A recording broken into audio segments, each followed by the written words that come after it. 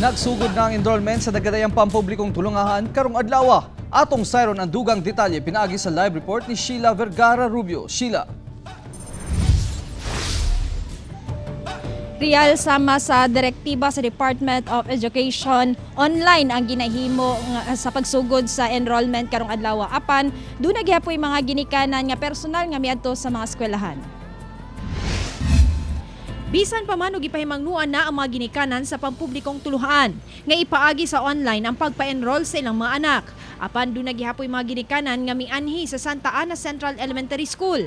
Hinuon, nakapangandam among tulunghaan sanglit nagbutang sila og form sa gawas sa gate ug alang sa mga transferring nga gikinahanglang mosulod aron makigstorya sa tulunghaan. Nag-set up og sanitation area aron maskrin ang mga taong mosulod.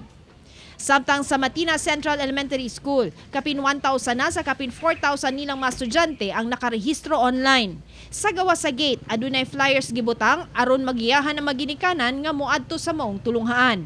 For the first 2 weeks of June, online or ginatawag namo nga remote enrollment wherein ang mga advisors sa bawat klase last year sila tong maningkamot ug contact sa ilang mga ginikanan o i-retrieve ang mga bata ang ilahang willingness to go back to school.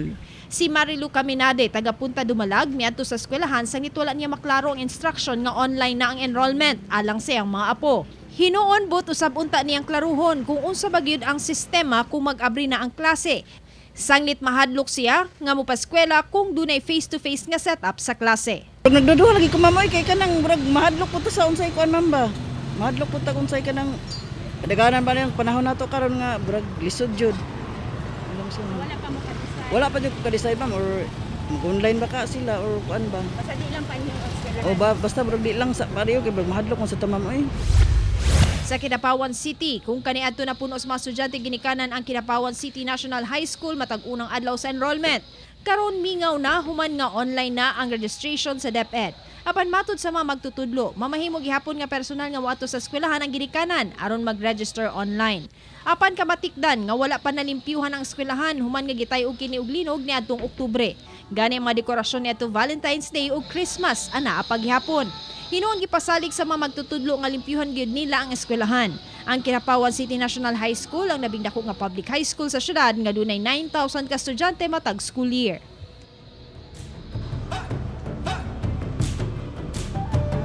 Riyala lang sa mga ginikanan nga walay access online, mamahimo silang mutawag sa eskwelahan sa ilang anak alang sa dugang impormasyon kalabot sa enrollment. Real.